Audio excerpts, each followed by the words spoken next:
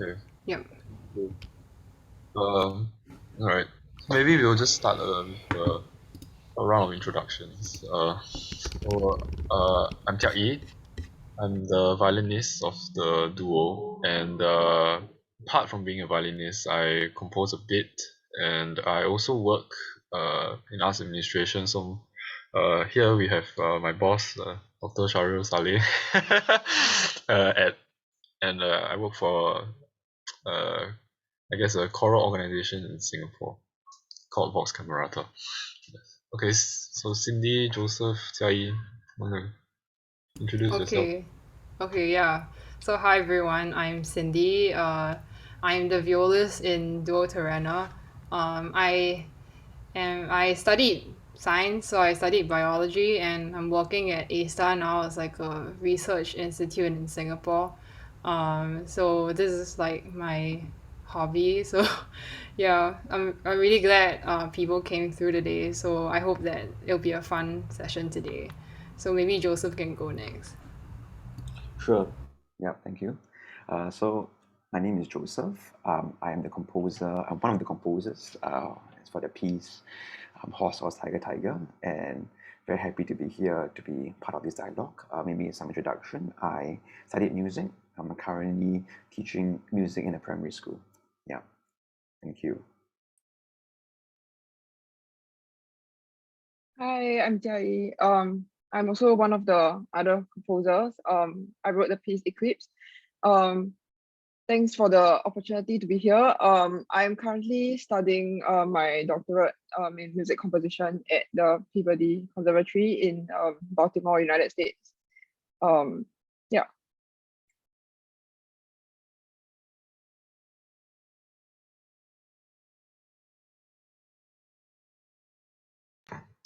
Okay, cool. So thanks for the introductions. We hope to get into questions very, very quickly, like a free flow kind of style, since there are not many of us. So maybe what is best for us to do at the moment is to just play the two pieces that were heard last night for the very first time again. And what I'll do now is I'll share my screen and also the score so that you can follow along. So I'll play the two pieces in succession. So the first piece will be Horse Horse Tiger Tiger, and then we'll hear Eclipse. Okay. Cindy, can you make me host? It's multiple participants. I think you should be able to share. Okay, sorry. Okay, so we'll start with Horse Horse Tiger Tiger.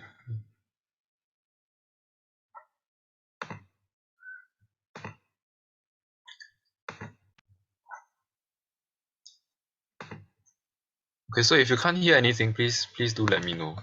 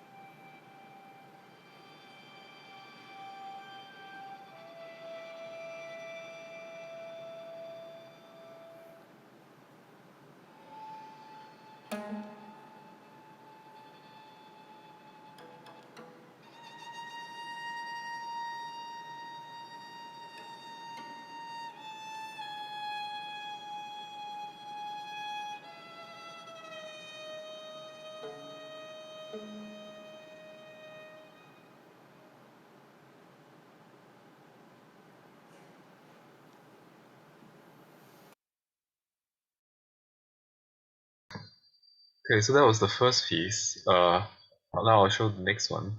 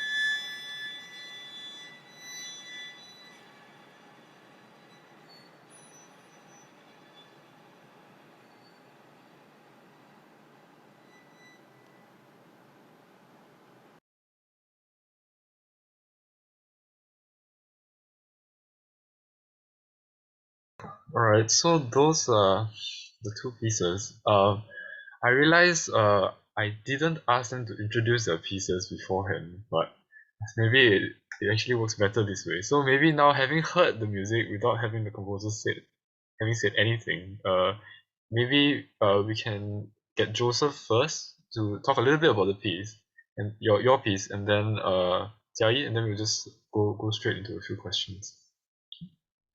So yeah, firstly, thanks Tiag and Cindy for that very fun performance. I think it was a pleasure working with you. I mean, I think all the way since I think last July, right? I think it's sort of there and sort of managed to go through a few drafts, and then we managed to create something that I guess was quite interesting to work with.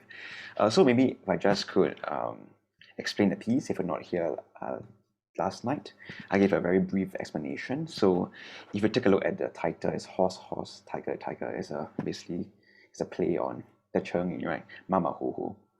And so with this Cheng, what I did was to create my own story. So this piece has basically three sections, I guess, three main sections. So firstly, the story goes that there's a horse, and this horse is ambling around, not knowing what's happening. That's why there's like a very playful part at the start of the section. I remember that during the rehearsals, I remember telling him that I'm telling our performers not to be too serious when they were performing the first part. It was supposed to be carefree and playful.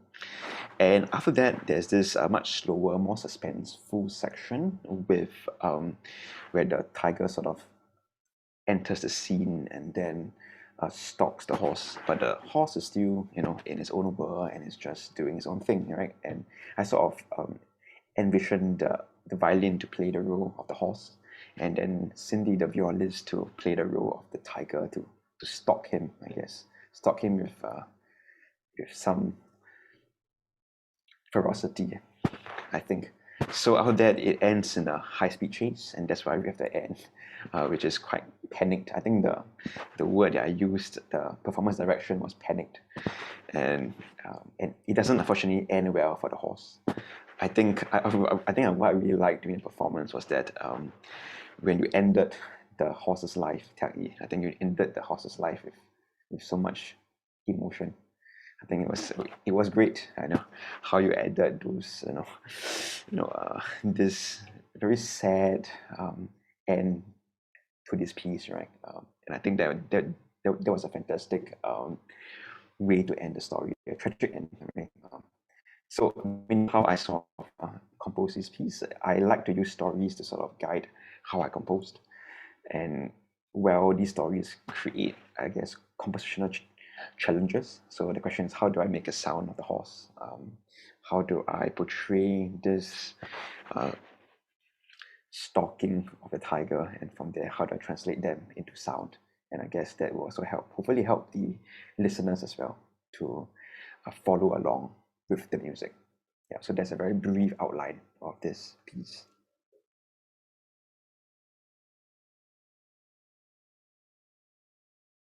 Yeah, so about my piece Eclipse. So I'm not sure if it was mentioned in the program yesterday because I actually wasn't there. So actually this is my first time hearing the recording of the concert because I'm based in US.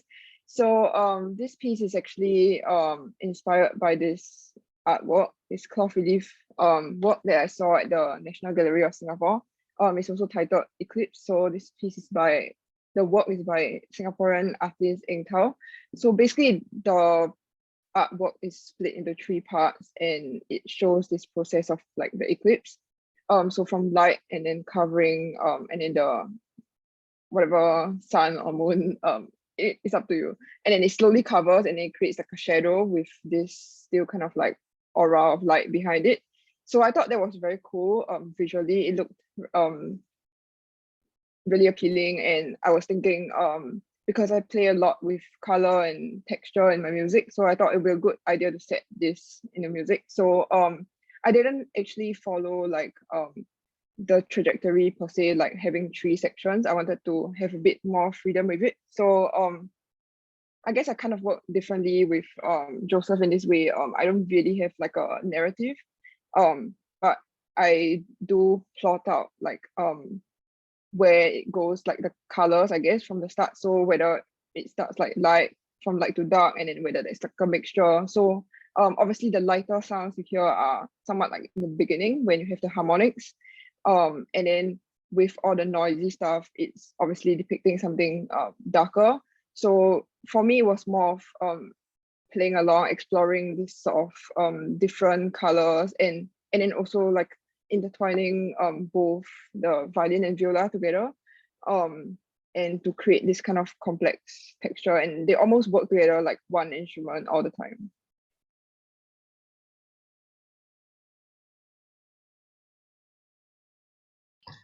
Yeah, thanks for that. Yeah, it's a weird moment to hear the first proper recording of your piece over Zoom, but hopefully it was okay. Great. So now I guess we'll move to a time of just question and answers. So if anyone has any questions, just feel free to unmute and speak. If you want, also turn on your video, and if you're not able to speak, you can always type the question in the chat, and then we can pick them up for you. But maybe Cindy, do you want to start us off with one question? Okay, yeah. No, I did prepare this. We did talk about the inspiration for the work, right? So, how does your work this time build on or depart from your existing works?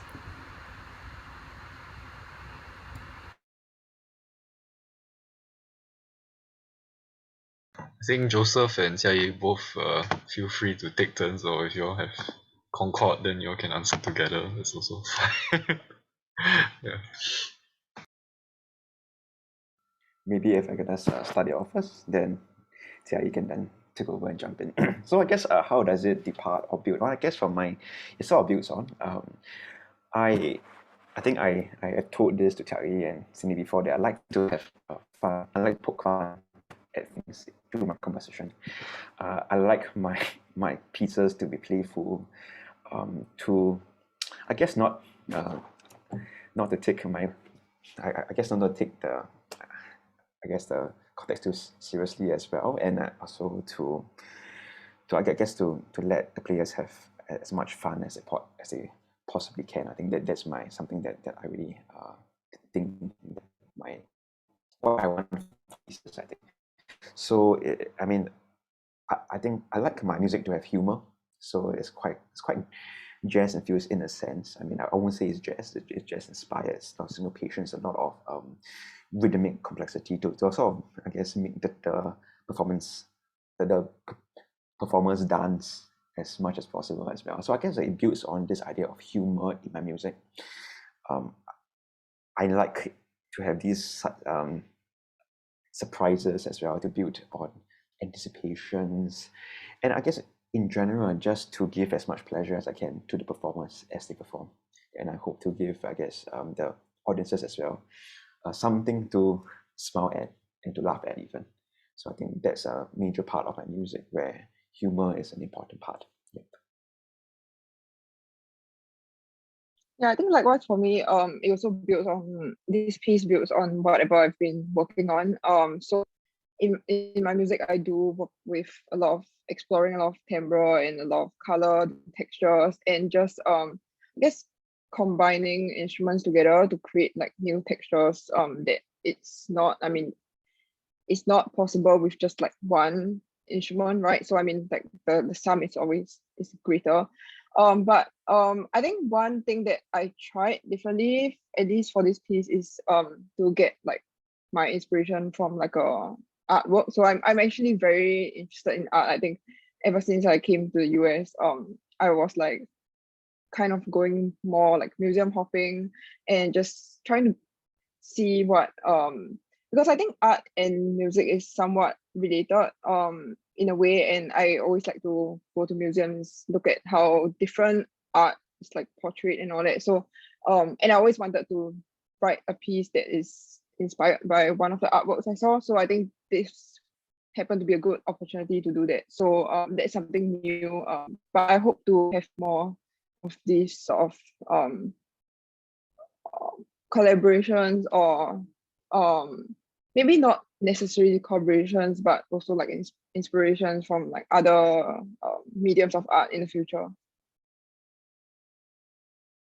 Yeah, if I can briefly comment, yeah, definitely. I heard from some audience members that they did see me dance during the concert. So I think Joseph, you did it, and then for Jia Yi, like I think it was very fun seeing you go to the museum and then, because you were talking to me about which artworks you got inspired by, and then, just the process of it discussing with you is really fun. So I think it's a very inspiring piece, like because of the artwork and then also how you interpreted it in your own way. So yeah, thanks for your responses.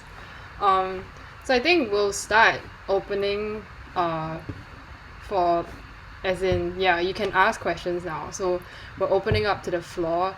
If you have any questions, you can raise your hand, and then we'll call you, or you can just type it in the chat if it's not convenient for you to speak. Yeah.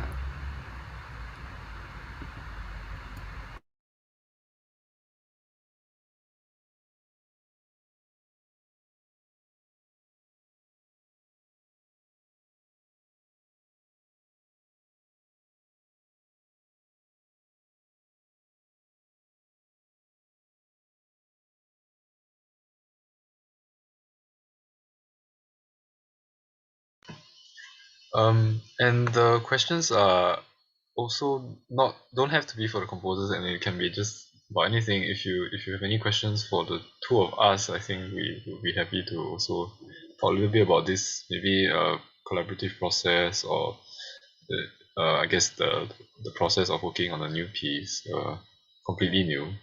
So that would be also something interesting to get into.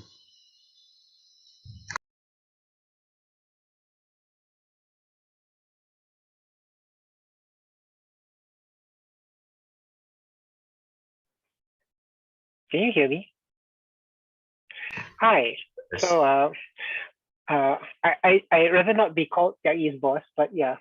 So I do have a question for all four of you. Okay. So I understand that the work is presented as a chamber work.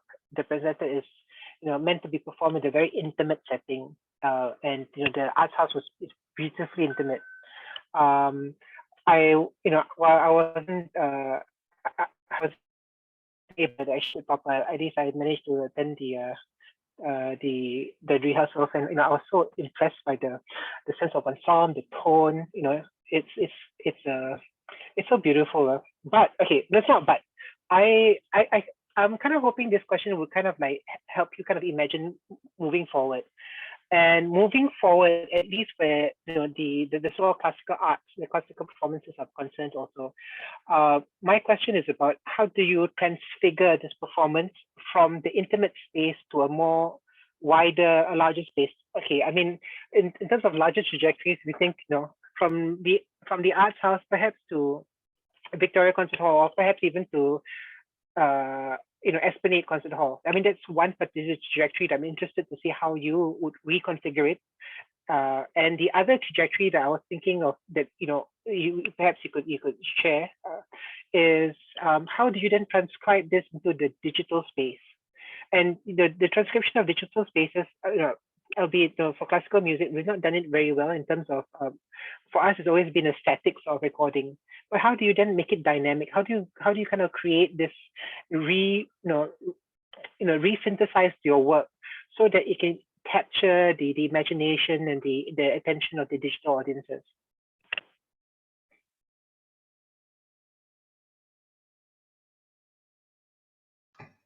Yeah, good questions. Thanks. I mean, to take the first one, I guess in the sense of scaling up venue wise, it to me at least, I mean, we haven't really done huge places, but I guess one thing that our mentors have always talked about with us is about like your about the how very much gesture can inform the the ear lah. Because indeed as I think we were talking about during the soundtrack as well, it's also quite a visual experience. So some things can be felt uh, even if they are not exactly heard. So and that uh, is I guess one important aspect of live performance that uh, becomes very important. I guess like theater actors or anything, their their expressions are like a bit larger than life always, right? Because they need to project. Um, and then for the second question, um, I don't know. As a just an observer, I guess there have been lots of attempts to put new I guess fuse media with, because when you go into the digital space, I think that so probably there needs to be another kind of medium that comes in. So maybe something like film, video stuff. I don't know. Tiag, Joseph, probably you have worked on some kind of digital product during this pandemic, so maybe you can share. Yeah, maybe I can go first. So I think this is a really good question, and an issue that I think it's becoming more and more pertinent. And I think with COVID, I did work on a lot of I think at the start of COVID it was more like, oh, let's just record some pieces and in our own homes and then put it on. And but then it's gradually becoming more and more complicated, I guess, which is in a good way. So I just worked on this project recently with like combining music and dance and also narration. So what happened was it was like meant for it to be like a digital production. So they had like videography and all that. But it was also premiered earlier on in the concert hall. So this is the Senate of Birds project. So which I think is very interesting because it shows that like even though the piece was kind of conceived for like the medium, it can also work in the concert hall space. And so I think vice versa, if even if you write like a piece for the concert hall, I'm sure we can also tweak it for the digital space. And I think there are recording capabilities that can allow you to get like as close to like a live sound as possible. There's like surround sound and all that. And also I think with the I think I also agree with Tiag that live performance gesture is very important. I mean, I myself use a lot of gesture in my music. I think this piece specifically, half of it is watching the two of them perform. So we already lose kind of half of it listening to it. But I think with video and all that, I mean, there are like definitely ways to still like extract the same like essence of like live performance onto digital. So yeah, that's just some of my thoughts. Yep, thanks so much for that. Maybe I can just jump in as well. Maybe before that, I can make a comment that I mean I just went to Google the artwork Eclipse on the National Gallery of Singapore. That's a fantastic work. I'm not sure if it'd be interesting to actually show it there as well. I think once I saw this artwork, I think a lot of things made sense to me. I think it'd be interesting because there's this connection between art and music. I mean, I'm not sure if you can actually sort of share the screen with this artwork, but I mean, you can see this Yeah, just definitely. one cloth-like thing that actually is like, that really, weaves and then it sort of comes together as well. I think it's quite an interesting interpretation as well. So that's something that I think I can think about. I mean, I'm just thinking, so going back to the question about two things, right? First thing is about scale. I'm trying to space a different scale.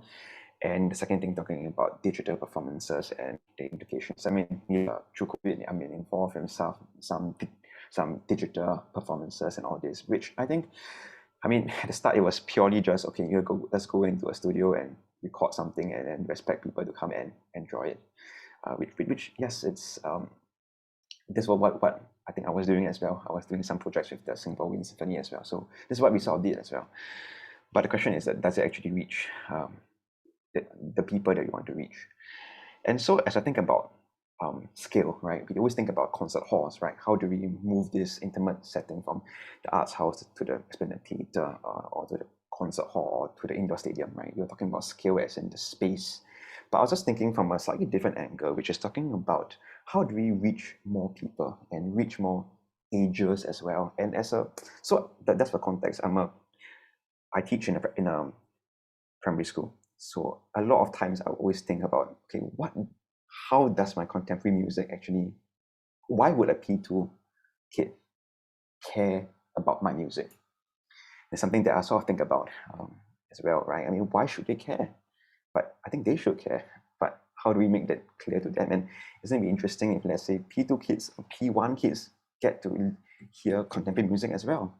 And so I'm just thinking about, in the context of Mama Huhu, right? I mean, it's such a fantastic interdisciplinary thing, right? That you can think about merging this with, let's say, animations. I think something that is a lot of done before, right? Animations and music, and then in a sense infusing it into the Chinese curriculum as well. I mean, I'm thinking of such things because in that will actually reach everybody, reach the entire nation, for example. So I mean, that's to say that I mean I was involved with this song writing project with the ministry, and I wrote a piece for P1s. And now, unfortunately, fortunately, all P1s have to now sing that song. So that's what I think is quite interesting to think how talking about scale, right? Also not just about space, but the people as well. Yeah, that's my thoughts. Yeah, that's really interesting actually. Yeah. Yeah. And great. So any other questions from anyone else? Yeah.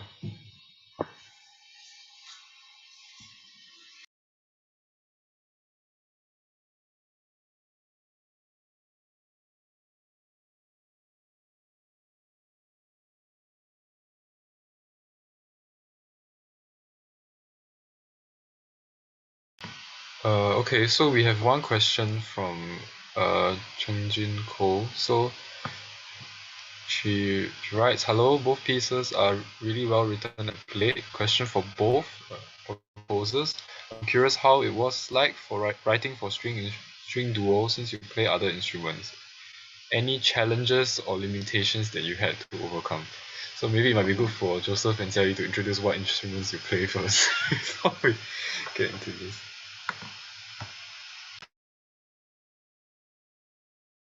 Yeah, so I play I guess I kind of play the piano. That was my first instrument, but I don't play that much anymore. And I also play the trumpet. So definitely not a string instrument. I did try to learn the violin over the pandemic. I think I lasted for like 8 weeks. But so I think it was more to like, I mean, I did try and pick up the violin to learn how like string instruments work. I don't think I got that far, but definitely strings is not like my main it's not my strength. But I think the good thing about this collaboration was that I could send sketches and ask Tiag and Cindy any questions. So that definitely helps a lot because when you have performers that are going to play your piece, you can ask them any questions, what they can do. Some of these techniques that I use, I think, are, I wouldn't say it's specific for them, but it does like not everyone. I mean, it works on like different instruments, I think, and different people. So I had to, part of this process is to write something that fits well for them because they're gonna play it, and I want to like play to their strengths. So limitations, I think, just being in different countries, not in the same space, but other than that, I think it was fun, and I'm grateful to have this opportunity to work with them. Okay, great. Thanks for the question. And I'm a fellow wind player as well. I play the saxophone. So again, I'm not a string player, but I guess it's a bit of a challenge and a limitation, right? When you write for an instrument that you do not play, and I think the good thing about it is that you get to be more adventurous. And I think that's purely for me. But I was involved in another project where I was composing for the saxophone. And I remember that in the earlier drafts, I was told by the collaborator that was too easy, because I was trying to subconsciously write music that I could play. And of course, my performers are much, much better than me, I guess. So I think that's to write for my own instrument, I have sometimes this subconscious block that I want to be as idiomatic for myself as well. But I guess having this opportunity to write for an instrument that I don't play, I get to be more experimental. I get to be more, I guess, free actually when I compose, because I don't have that thing trying to bug me. But of course, I think what's great is that being able to ask questions, to go for the rehearsals, and to see how they're playing a bit and get feedback from them. I think that even I'm a composer, I always like my performers to have their say as well, to collaborate, right? It's not a one-way dialogue, but something that we work on together, right? So I always believe that when I'm writing for a new instrument, I in a sense try to get to know the instrument through that piece of music. So in a sense, I'm always learning from them. They are the experts. So as I go through the process, I learn something more about the instrument as well.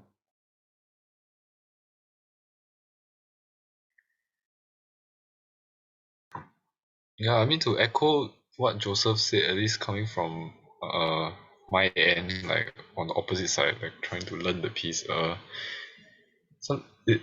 Yeah, it's like the learned technique that we have tried to acquire is sometimes also like a frame that unconsciously, hinders what you can do, or like you just do it without even knowing what it is that could be done differently. So I mean, for Joseph's piece in particular, we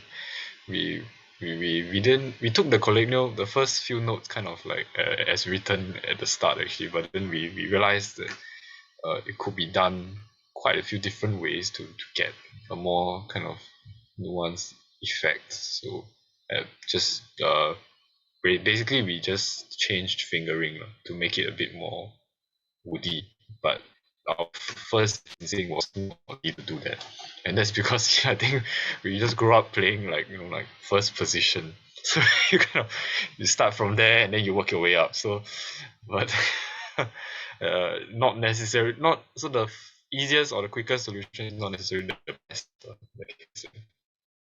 I think that's an interesting parallel to what you said about being freed of that maybe a blind spot of knowing the instrument very well in that sense.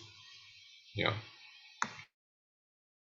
Yeah, so I think I'll just add on something. I think learning it was like I knew the techniques, I knew what they were like, but then when you put it together, it's like a whole new experience. And then it's like I guess it's more the one of the more wilder pieces, contemporary pieces that I've played before. So, and I think getting used to like the idioms of each composer's piece is quite interesting. And it's like initially you're like how does this make sense, and then afterwards you kind of like find the anchor points, and then find ways to make it lyrical or paint some kind of picture in your mind and stuff, and then it all works out. So I think both composers, like even though they don't play string instruments, I think it might have been even better because they're like not bound by anything, and they can explore the string instrument in a different perspective. So it was great. Yeah.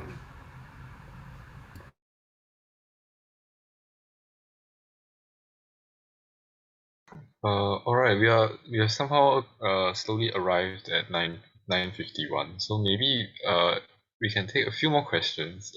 Please do feel free to ask.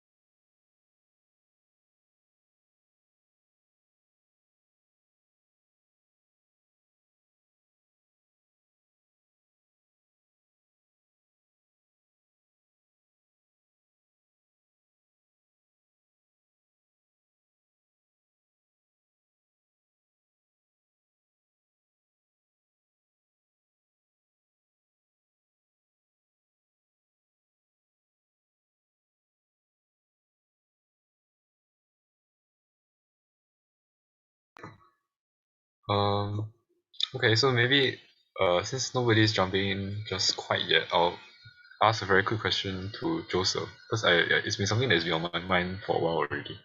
So um, basically, my question is this, if I can find it. Um, so uh how much do existing say semiotic conventions inform your depictions of these animals? For example, we know definitely quite clearly that quite a lot of Chinese folk music is concerned with depicting certain sounds, and they are obviously stylized in a certain way. So but these are not necessarily the ways that animal sounds are stylized elsewhere in other traditions, for instance. So the do these existing conventions inform your work in any way, or how is it that you approached kind of approximating these sounds in your work? If I'm being if I hope my question is somewhat accurate, yeah, to your intent. Okay, so semiotic conventions. Okay, well, I mean, for one thing, I guess, I mean, the the Chinese erhu repertoire has, I mean, quite they depict horses very well. I mean, and that's of course one source of quite of inspiration, obviously. The neighing of the horses, that's quite common, right? But I guess, I mean, if you think about the other kinds of things like the clip clopping of the horse, I guess it's just playing around with sounds because I just like the sound of the calling of batutu, and it just sounds wooden, it sounds clip cloppy, and that's why I use it. So it's not a very sophisticated answer to your idea of semiotics. But I mean, I'm just thinking about, let's say, the tiger one, which is, I think, more complex. It was a challenge, and I really liked how you interpreted it. You said during the concert that it was like the claw of the tiger scratching against a stone, and I think that was fantastic. I think you nailed it completely. I didn't have the words or the music to describe that, but you did it for me, so that's fantastic. But I think for the tiger part, I think it was just purely trying to convey the mood of suspense. This idea of, I mean, it's I realized that it was impossible to create the roar of a tiger. I mean, I went to, I mean, your semiotic conventions. I went YouTube to find the roar of a tiger, and it was not really I think possible to. we were like stuck on that for a while. Yes, we were. So I was like, okay, how do we create the roar of the tiger? And I realized that's not really possible in the context of our setup of a violin and viola. But so therefore, I started to go for a more mood approach, emotional approach, right? This idea of the tigers talking to you in a sense of movement. I think probably that comes from, I mean, as unsophisticated as from film music lah, right? I guess, right? You have this like Jaws, for example, you have a simple motif and it just builds up. So maybe that is maybe a possible source of inspiration as well. Yeah, I think it just comes from over days. I mean, there are some established conventions like the horse. I think the erhu is quite an important source of inspiration. But for the tiger, I don't think there are any. I mean, I'm not really sure if there are any pieces that try to mimic the sound of tiger. I mean, carnival animal, does it have any tiger things like that? I mean, you probably know more about that. Yes. Yeah. I mean that's really a very interesting response because it's not really like the cartoon one-to-one mapping, right? Where like one sound is one thing. It could be just like what you said, a mood or it points to something, but it might not be like awfully specific, lah, right? Yeah. So thanks. Yeah, and it was quite difficult to find the raw, lah. So great. Any final questions?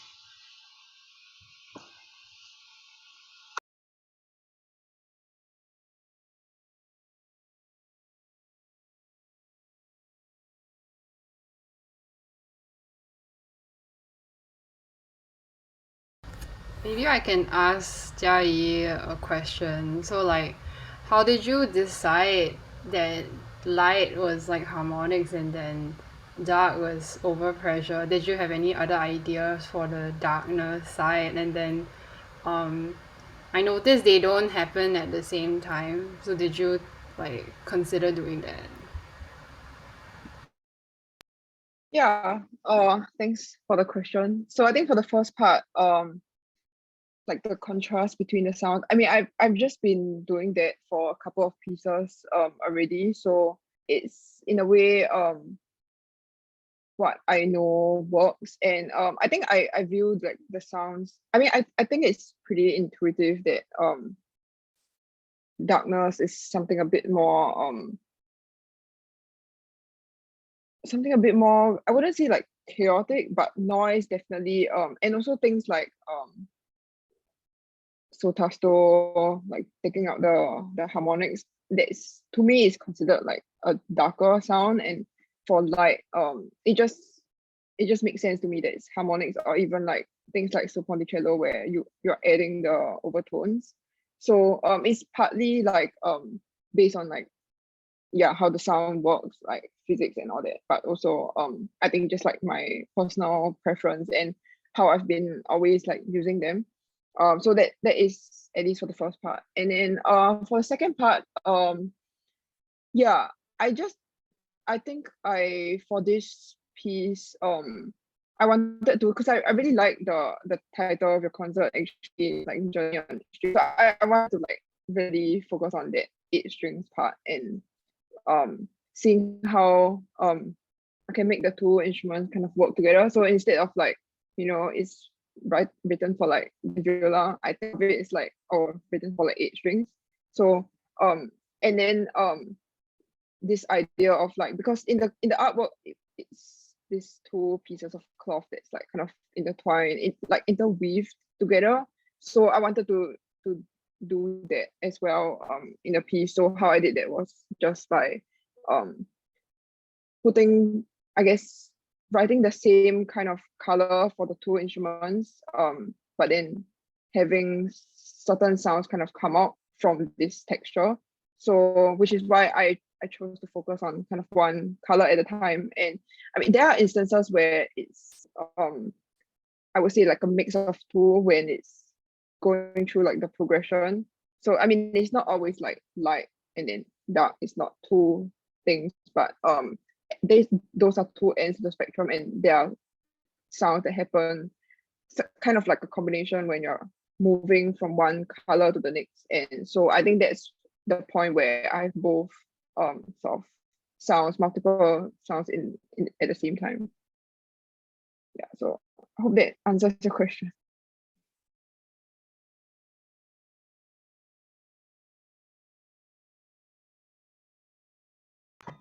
All right.